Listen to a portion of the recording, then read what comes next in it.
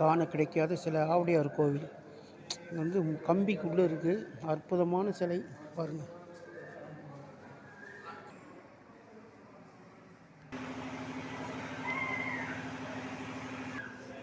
கடவுளால் கட்டப்பட்ட கோயில். மரம் முளைச்சிருச்சு பாருங்கள் மேலே.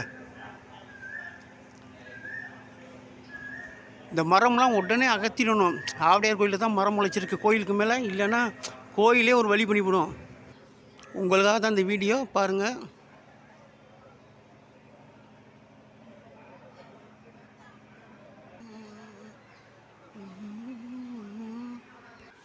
மாணிக்கவாசகர் சிவனுடைய அருளால் கட்டப்பட்ட கோயில். இது சாதாரணப்பட்டது கிடையாது. இது அப்படி ஒரு